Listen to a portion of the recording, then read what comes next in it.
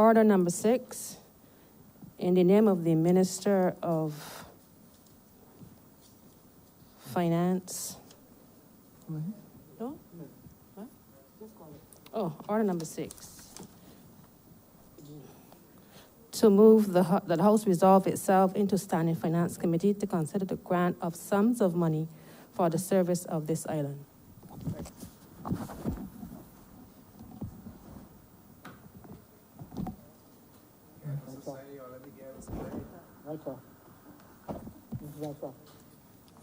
Oh, he's here.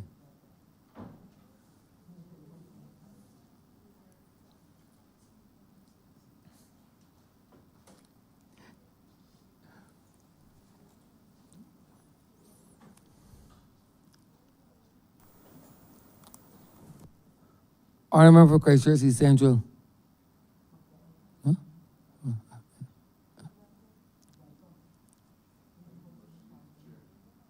Yeah, he can do it. He can do it.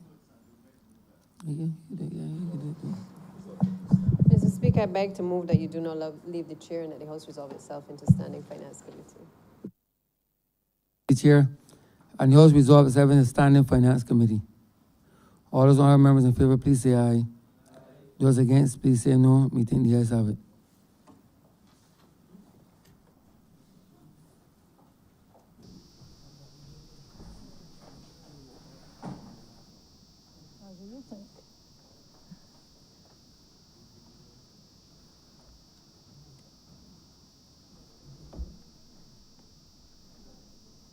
This House is now in Standing Finance Committee.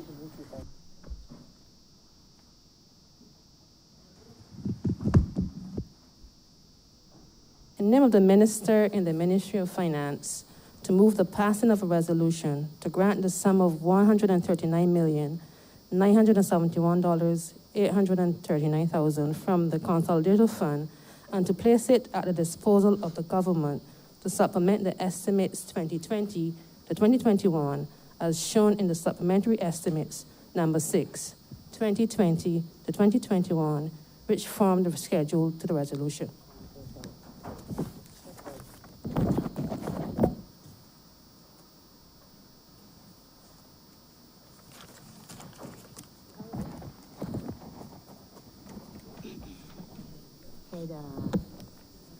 At 11, at 13. What's the total? Just call away. At 13.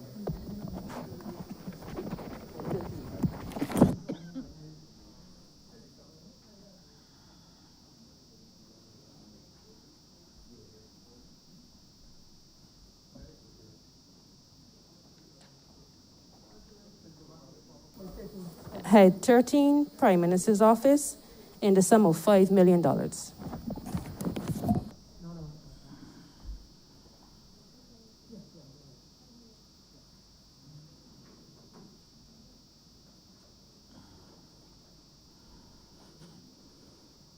Honourable member for Christchurch East Central. Madam Chair, thank you very much.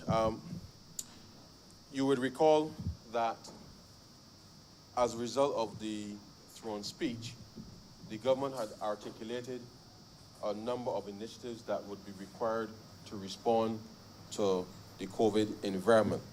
And therefore, the series of resolutions before the chamber, this resolution before the chamber this afternoon is intended to put at the disposal of a number of ministries to be able to execute between now and the end of the financial year in order to respond to a number of those initiatives that we had announced with respect to the throne speech. As we have said at the very beginning and the outset with respect to this COVID-19 pandemic, you will recall, Madam Chair, that we met on the very first day of the financial year, April 1st, to approve additional supplementaries, which was unprecedented. And therefore, within that vein, we continue as a government to be dynamic and be able to respond to what clearly has been a very trying and significant circumstance in the life of this country. This particular Head 13, in terms of the development of tourism potential, Honourable Member for St. Michael South Central will articulate a little further. But this really, Madam Chair, is within the context of being able to ensure that we can generate as much economic activity, certainly not just within the next 5 to 6 months, but certainly over the next 12 to 18 months as we respond domestically with respect to the fact that we know and expect that there may be some challenges with respect to the resumption of international commercial flights into the country, and therefore the government's response is to ensure that we can have as many businesses stay open to generate as much economic activity, certainly over the course of the next 18 months, and to ensure that we can keep households solvent over the course of that period, so that we do not leave anybody behind in that respect. And therefore, there will be a multifaceted approach from basically each ministry in order to ensure that we can meet that mandate. And the resolution before the chamber this afternoon, Madam Chair, is intended, as I said, to ensure that we put the monies at the disposal of the various ministries and departments to be able to execute in response to a number of initiatives that we have announced under the throne speech. And this particular sum of money here is intended to do just that. And so with those few words, Madam Chair, I beg to move that Head 13 stand back.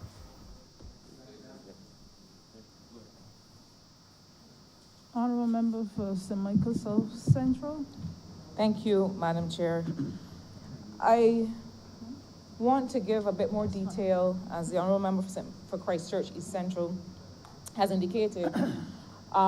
And I think that it is fitting that these works and this Head 13 lead us off this afternoon, because it really is about transformation and about reimagining what Barbados will and can be, not just post-COVID, because I think what we've realized is that the world is not going to be the same as it was.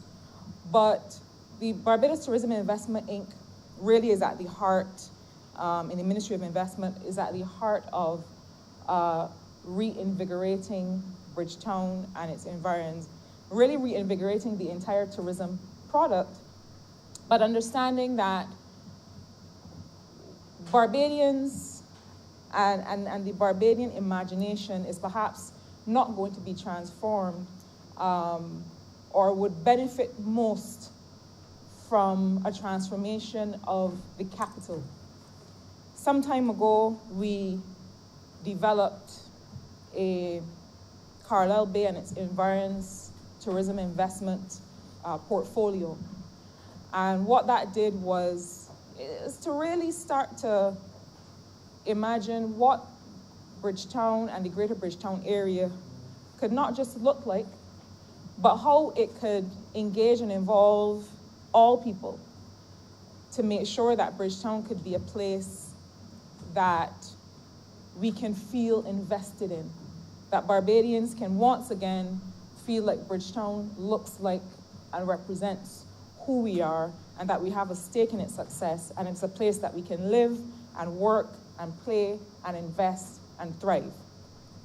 And so these sums of money, this $5 million that is here as a supplementary for this head, helps us initiate that process. And so what we have here is $1.25 million that relates to the Fairchild Street Market project.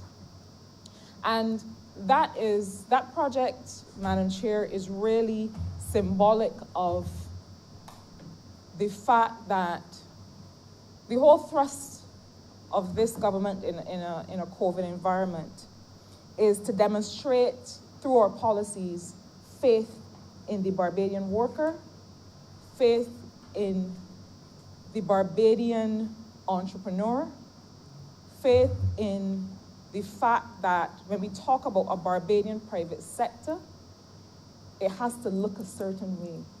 It has to represent the core and the heart of the Barbadian people. And for too long, we've seen vending as an also ran, an other. And for too long, we have considered it or perhaps seen it as something marginal to the private sector. And those days, Madam Chair, are over. In conceptualizing the Fairchild Street market redevelopment, we are sending a clear message that vending is business, that vending is something that allows people to meet and reach their full productive capacity, that allows people to explore their imagination and to develop whatever it is they would do, and to be able to make an honest living, and not just make a dollar, but to really thrive and to really be able to scale up and employ other people and make this something that people can aspire to be and to do. And so some part of this money will go to a new butcher's block for the Fairchild Street Market, as well as the paving of 39 car park bays in the general area of the redesigned and refurbished Fairchild Street Market. But we're not stopping there. These funds are also meant to give BTI a start in terms of how we really consider living in Bridgetown. Right now, I think there's a notion that there are residential areas of Bridgetown and that there are commercial areas. And what we really want to emphasize is that the Bridgetown that we imagine, and I'm really starting to take on the persona of the member for the city of Bridgetown, because it is an exciting prospect. The Bridgetown that we imagine sees residential and commercial activity taking place together, because that's really the only way that people are going to feel that they are a part of the commercial life of Bridgetown. If I'm able to live there,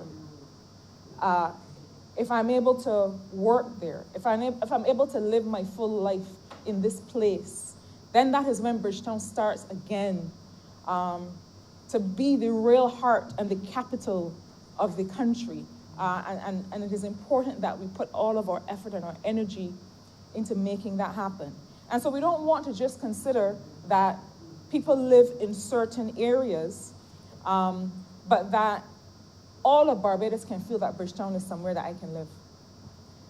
We've been talking a lot about mixed use, residential and commercial. And the Treasury building, as it now stands, is one of those areas, one of those places that we feel will benefit from the kind of reimagining that we're talking about. And so we want to encourage people who have ideas for its design, who have ideas for how we can have residential and commercial and art and culture and all kinds of interesting things happening there, to be able to give us those ideas. And we want to start to encourage designs and expressions of interest for the development of residential development for the Treasury building as well. Some of these monies as well are going to be used for the greater Bridgetown area, the development of a conference center.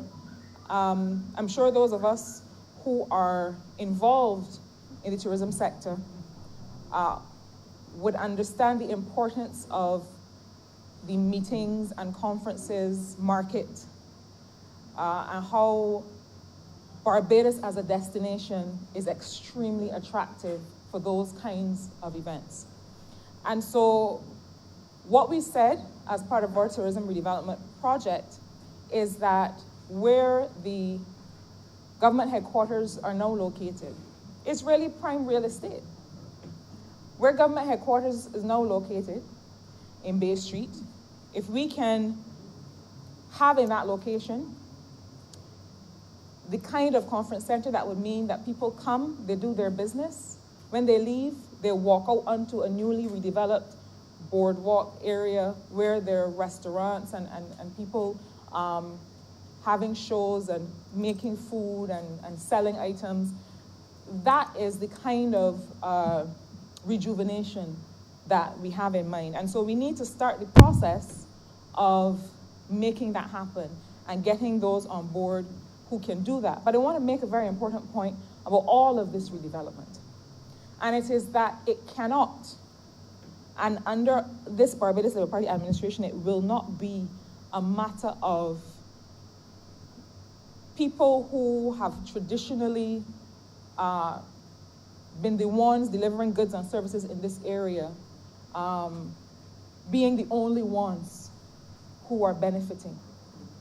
It has to be that fairness and equity are the principles that guide us in all of this redevelopment work. And that is why, just this morning, we sat again with some of those, with the team that is with BTI and the team that is dealing with these works, and made it clear that through our procurement processes, through our ability to be able to subcontract and to engage others, we have to make these works available to all Barbadians. All must eat in this COVID environment.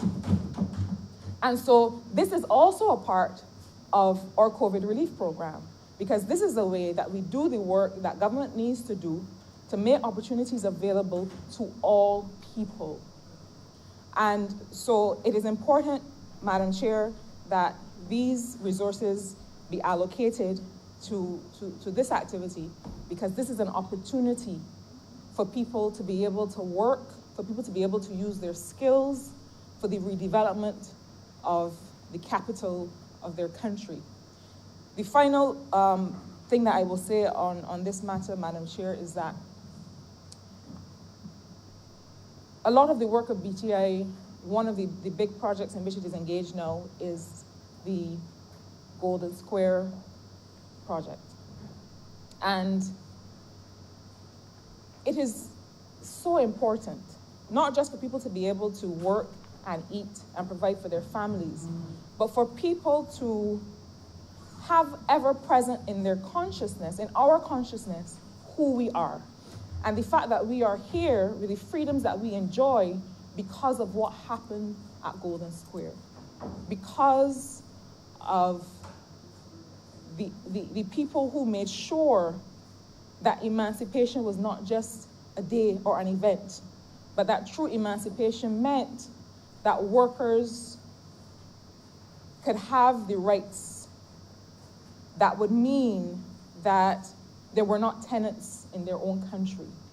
And so the work of literally making visible those events and bringing them back to the everyday consciousness of Barbadians through the opening up, the literal opening up of Golden Square, and making it a space that is available to all is an important part of that national consciousness raising and building. I think it is extremely important. Not every infrastructure project has to be about a hotel or another commercial activity. There are some important projects that are about reinforcing the pride of being Barbadian, reinforcing the fact that these historical events brought us to this place where we can continue to reinforce freedom. We can continue to reject discrimination in all its forms. That is what the Golden Square project is about. And it's not just about the history of the place, but it's the fact that the current works on this site are also themselves in the fact that they will be made of the work and the contracting will be made available to all Barbadians. That in itself reinforces the inclusion of all. And so these may sound like lofty ideals or goals for a simple 5 million, but I believe, Madam Chair, that it is important that we send these very important signals that the work that we're doing in this COVID environment to engage all is really about demonstrating our faith in the Barbadian worker, demonstrating our faith in the Barbadian indigenous idea, and showing that it can help people to thrive. It can cause people to not just stay afloat, but to rise above in this COVID environment. I'm obliged to you, Madam Chair. Thank you.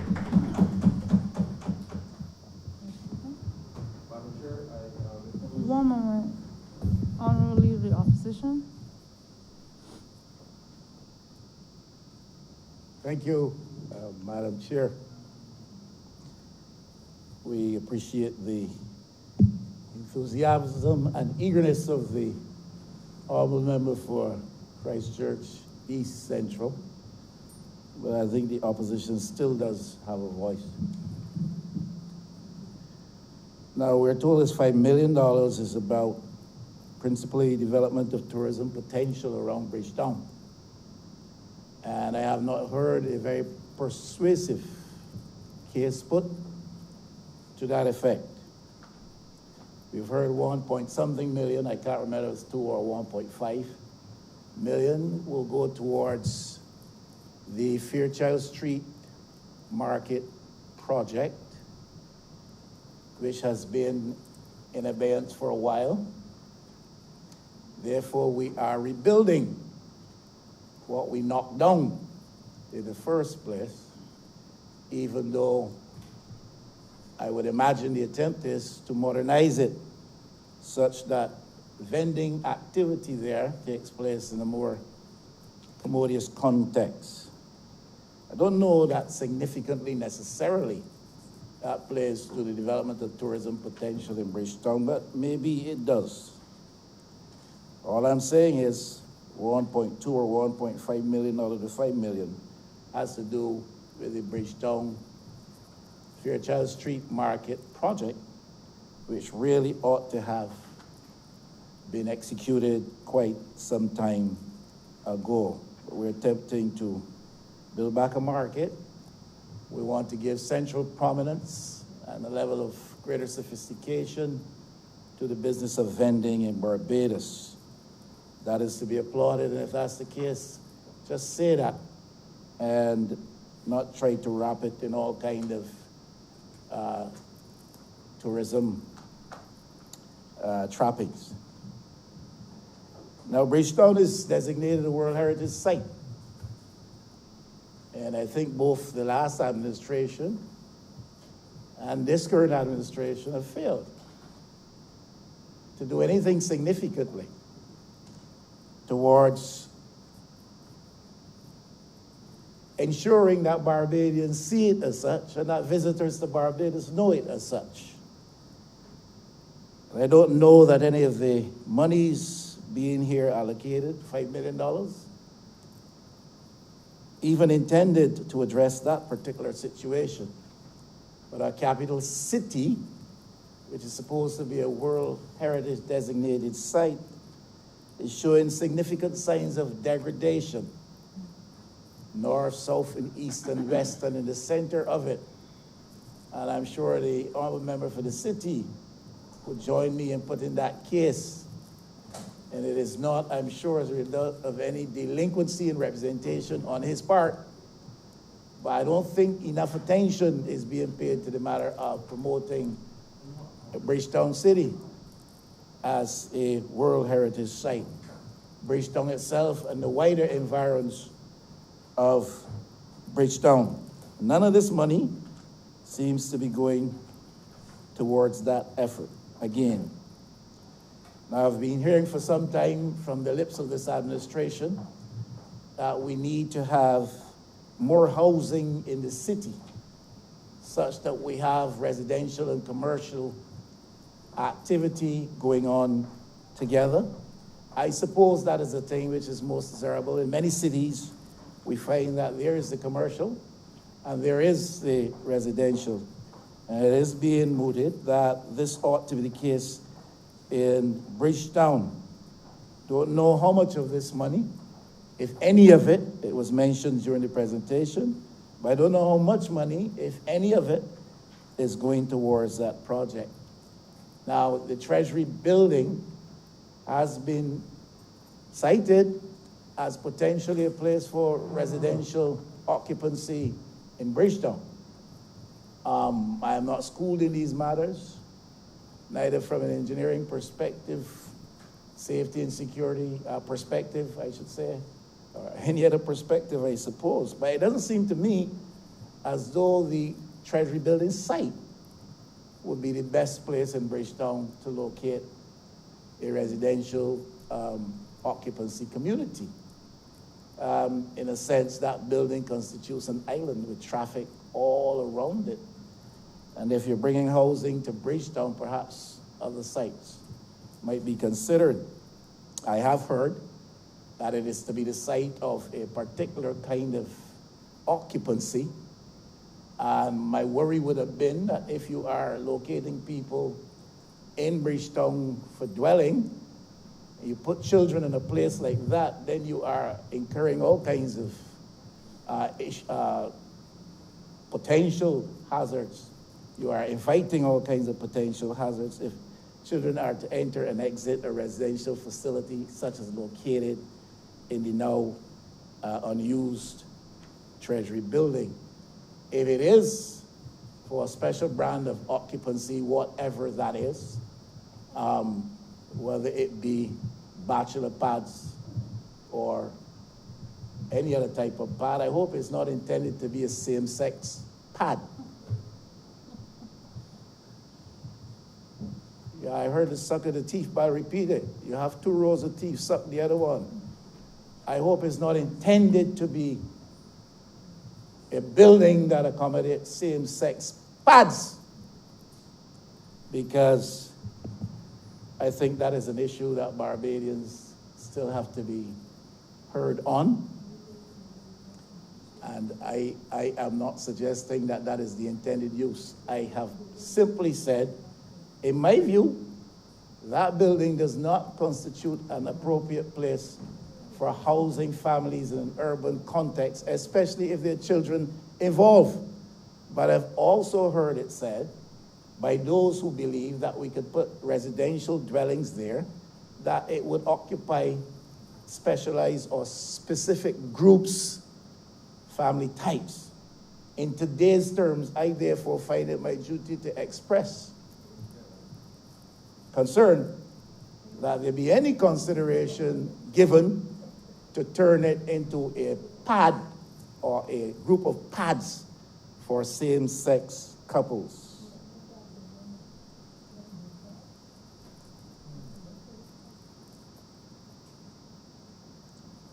The Honorable Member for St. Michael, South Central, also suggested that the current location of what is the seat of government in Barbados, government headquarters, is better suited for perhaps tourism conference facilities.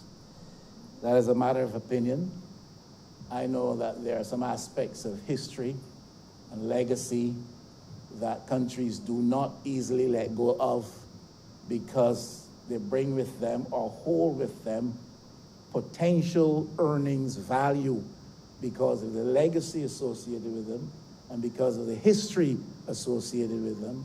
And we've got to be very careful in Barbados that in our quest to modernize our infrastructure and our environment, we don't do away with sites of tremendous potential value in the interest of catering to some people's tastes. Now, if you do feel persuaded as to the merits in changing the government headquarters into a conference site facility, then I have to ask the questions which are very reasonable in this day, because we've seen leisure spaces, recreational spaces taken away from Barbadians. And I know just adjacent to, across the road from government headquarters is a very popular recreational and leisure area for Bajans who go both to the beach, who hang out by the esplanade, who watch sunsets from there, who indulge in other relaxing therapeutic activities there, who frequent that beach. And I have to ask what happens to that and if there are any implications for that type of activity if you turn government headquarters into a recreational facility. On the other side of the building, of course, there are many dwellers living in small chattel houses just outside the walls of Government House. I'm talking about the Bay Land. As you approach government headquarters on Bay Street, if you come down Beckles Road on the left, there are many families who for years, decades, have lived in working class communities, in chattel houses, just outside of government headquarters at the back of the walls. And if you plan to put a modern conference facility that caters to commercial and tourist-related activity, then I have to ask on behalf of those people, what are the implications for them? I find it very hard to imagine that you would construct a modern conference center facility where government headquarters is and leave those people just outside the walls. So what would be the implications for them? And has anybody considered consulting them as to their view, as to the value they attach to their current location, etc., etc., etc.? Also want to say, one may hold the view that we need more housing in the city. I hold the view that we need better housing in the city, in the constituency of the city of Bridgetown. And I'm joining my honorable friend from the city in calling for that. For whatever reason, he failed to benefit from the upgrading of housing through the neighborhood projects intended for Cats Castle and Greenfields. Significantly denied that opportunity to improve housing for those folks. And you could go into the wider Bridgetown and you get out into places like Chapman Street and Chapman Lane, you get out into places like Orleans and other areas like that. You come on the other side of it and you come into the Nelson Street, Wellington Street area, and I'm saying you've got a lot of poor quality housing located in these precincts, in these areas within the precincts of Bridgetown, its wider environs. So while the government might make the call for more housing in the city, I am joining my honorable colleague from St. Michael, Bridgetown City, in joining for better housing in Bridgetown City, because the people of Greenfields, the people of Cats Castle, people in New Orleans, people in Nelson Street, people in Wellington Street, these people matter too. We cannot cater to the interests of those who are involved in the business of construction and infrastructural development and make secondary or omit any consideration for those who live in squalid working class conditions in Bridgetown. And yes, call for better house, for more housing if you would. I would join you in that. But I think a greater priority is better housing in Bridgetown. And that ought to be the mantra and motto of this government. I am sure that it beats upon the breast and in very loud terms, though no one seems to listen, of the honorable member for Bridgetown City, that we need better housing for the people in Bridgetown. We cannot say that the last administration caused an opportunity to be lost in getting improvements of housing in Bridgetown, and we blame them and stop there. The situation still obtains. People live in poverty, people live in squalor, people live in very poor quality housing. There's hardly any room to breathe between houses. People share lots of common spaces in Bridgetown City and even parts of St. Michael West. But this debate today is about Bridgetown City, and this portion of this supplementary request has to do with Bridgetown City, and I want to join my honorable friend in calling for better housing before more housing, better housing in Bridgetown City, and better attempts to develop Bridgetown City. Look, we're talking about $5 million to help with this and help with that in relation to development of tourism potential. The truth of the matter is, Bridgetown is closing down, and closing down not slowly. Every day, seemingly almost, you go in Bridgetown, you see a new business closing down. We're blaming it on COVID, but this was in progress before COVID. I keep saying that. Bridgetown is closing down, and people are moving out. Businesses are closing down. Some are moving out in hopes of a better day. And we come here and we say we want to develop tourism potential in the city. Well, we've got to stop the slide first and improve housing as well as even you attempt to do that. Thank you, Honourable Member. Honourable Member for the City. Thank you, Madam Chair. I just want to spend a few minutes in relation to the constituency of the city of Bridgetown and the development that is to take place there, and to say that I would certainly agree that the city of Bridgetown requires both more housing and better housing, and that has been so for quite some time. Regrettably, we weren't able to get the two communities done, as was promised with the neighborhood upgrade program. But apart from those two communities, the city of Bridgetown is in dire need of some housing upgrades and improvement. And I have every confidence that this government, when the funds are available, will do what is required to assist the people in the city of Bridgetown. And I recall the Prime Minister herself saying that starting with Murphy's Pasture and New Orleans, that there will be some assistance that will be coming to persons, and also the fact that the pit toilet eradication program is going to ramp up shortly. So there's some benefits there, but there's still a lot more work that is required in the constituency of the city of Bridgetown. And I recall, for example, and I had discussions with the Honourable Member for Christchurch West in relation to a parcel of land that was purchased under the last administration on Mason Hall Street for housing, and that nothing was done about that, and that is certainly an area that can provide some housing solutions for persons in the city of Bridgetown, as well as another parcel of land in the White Park, Kings Village area that can also provide housing for persons in the city of Bridgetown. The Treasury building, for some time now we've been talking about that project and converting that structure into housing units, and I recall that the Prime Minister had indicated that those units would be geared towards persons for starter homes, professionals, young professionals who would enjoy the hustle and bustle of city life, to be able to come into the city of Bridgetown in those kind of homes before moving on when they start to make families and so on. But I believe that the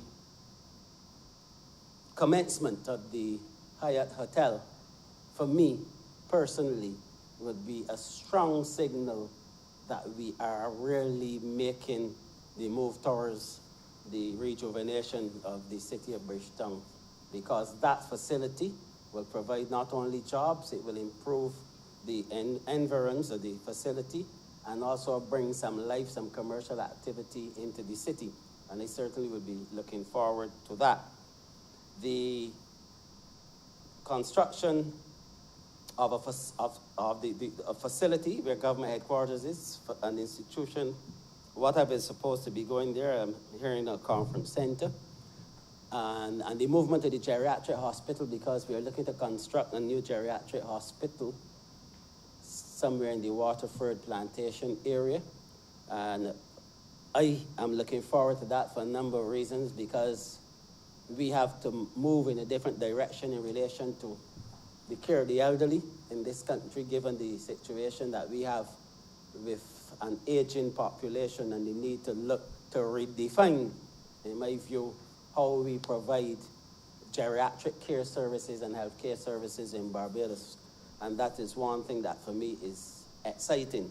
I also know, and it was stated at several meetings that I've attended, that, and I know that the residents in the surrounding areas have been engaged on this matter, and engaged to the extent that there have been site visits and so on in terms of the relocation of persons.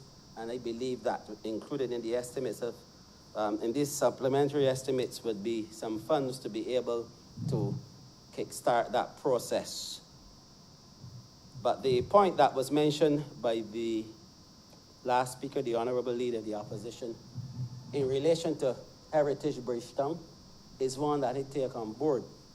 And I take that on board because I do believe, I felt so for a while, and I know I recall having discussions with the former Minister of Tourism before COVID on this matter, and I started to see some movement in that direction. But I do believe that as a country, and this is not playing any sort of blame game, but I don't think that we have maximized or optimized the benefits that we should have in relation to Bridgetown being a heritage site, a World Heritage Site. And I feel that a lot more can be done. As I said, having engaged the former Minister of Tourism, member for St. James Central, I was satisfied that we were moving in a direction that would facilitate a lot of the things that I felt, not only as the MP for the city of Bridgetown, but a person who grew up in the city, that if we really had maximized and we start to go in the direction of heritage tourism, cultural tourism, and those are areas that are fast, that they're generating the most revenue now in terms of the entire tourist industry. That's a fact. And those heritage tourists, cultural tourists, seem to spend more money than other types of tourists when I did my research on this. And I feel that that is something that I would like to see kickstart, to the extent that I believe there's a close relationship, in my view, for example, with Spikestown and Bridgetown. Spikestown is not designated in the way that Bridgetown is, but Spikestown has a rich cultural and historical legacy, and the two of them can come together. And I believe that if we really start to look at heritage tourism in the way that we ought to going forward, that this could really be something that is beneficial for the people of Barbados, and certainly for Spikestown and for Bridgetown. And I would even say to some extent to Oistins, in terms of the whole relationship there with the Cromwellian forces being repelled in Spikestown and then shifting to Oistins in the declaration in Oistins. We can tie all of this together, and the fortifications that are around these three towns. I believe that there's a story there that is to be told. And my push would be to ensure that persons living in these towns get the chance to be able to tell the story.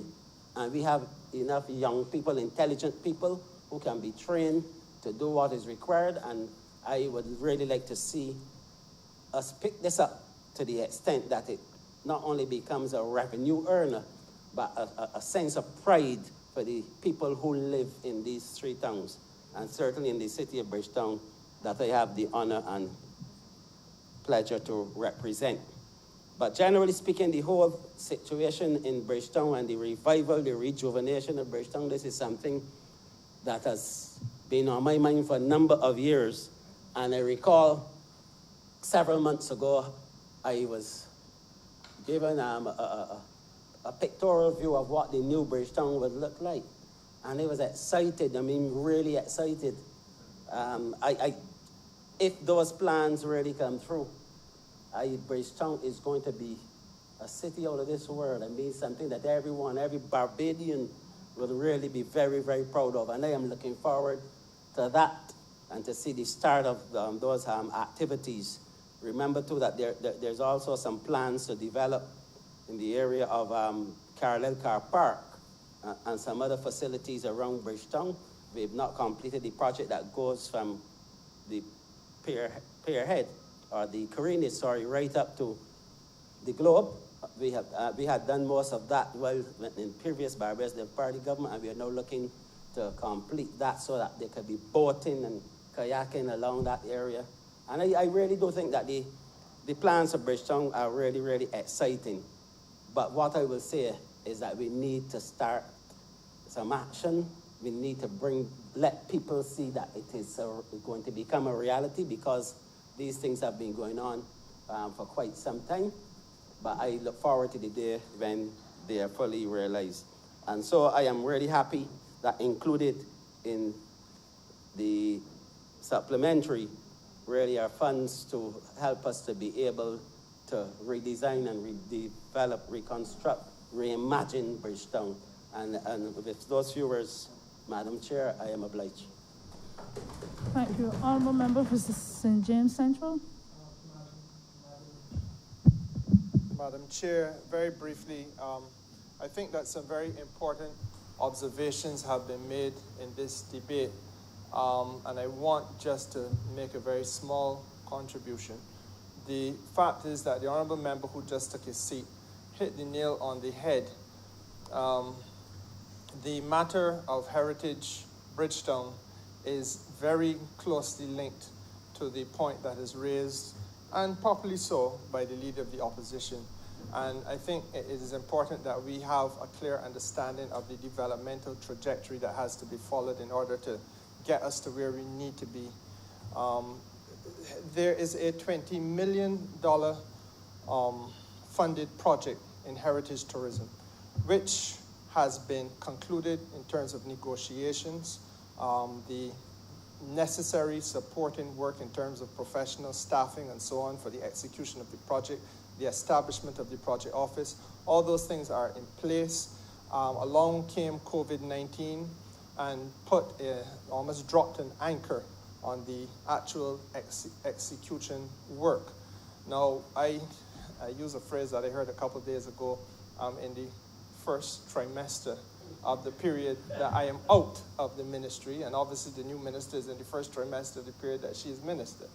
But the fact of the matter is, Madam Chair, that I think there is no doubt whatsoever that there is continuity and an intention of continuity on the part of this government, and that the new Minister of Tourism would have at the forefront of her plans for execution of work the continuation of that very important project in Heritage Bridgetown. And let us not forget that this is a matter that should be top of mind, awareness in the mind of the Leader of the Opposition, because I brought this matter to Parliament. Parliament signed off on it, and what you just were treated to by the Honourable Member for the City is his reference to the Heritage Trail that would take visitors through Bridgetown and allow the average visitor to come face to face on a trail being conducted by night or by day of all of the historic landmarks, religious landmarks, legal landmarks, cultural landmarks, etc., that comprise this UNESCO World Heritage Site. And obviously, when you're looking at $20 million in expenditure, or a substantial part of that in physical infrastructure, you're going to therefore have to do a lot of refurbishment and refreshing of the city of Bridgetown, and that is what the plan is, just to remind my friend, the Leader of the Opposition. But how does that then become linked to the point that he makes about housing? It becomes linked to the point he makes about housing because as part of the totality of the developmental vision of the government, we have identified not only that type of project in Heritage Bridgetown, but the need for us to have substantial investments along that crescent that we call Carlisle Bay. The honourable members of this House will remember that it was in 2019, in the month of February, that we held for the first time in Barbados an investment conference on tourism, and that we had a number of investors brought here. I enjoyed, in particular, the opportunity to work with my friend, the honourable member for St. Michael's South Central, who would have played a very leading role in her capacity as the minister responsible for investment in helping us to execute that successful conference. And there were a number of people who have expressed an interest. Now, obviously, a $200 million hotel is not something that is going to appear overnight. And we had identified about 16, I believe, greenfield locations where people had expressed interest in doing this kind of investment. Now, again, within a year of that time, along came COVID. But how does it get us to the point that the Leader of the Opposition wants us to come to, which is to have a refurbished quality of housing in Bridgetown?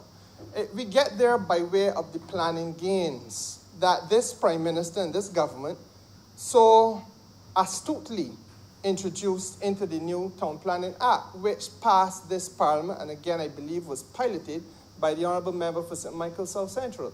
And those planning gains allow for the investments to have investors to commit a percentage of the investment money, plow it back into the development of housing, the development of sporting facilities, the development of that necessary infrastructure that undergirds proper community development in the city of Bridgetown and around the city of Bridgetown, and even in the constituency of the Honorable Leader of the Opposition himself. So it is not, I think, fair for the Leader of the Opposition to come here and shoot a political shot across the bow and make the unthinking, nascent, and unsuspecting Barbadian citizen believe that, oh, the government ain't doing nothing and they ain't doing nothing for housing, and the thing is that you need to get better quality housing. Of course we do, but the money has to come from somewhere.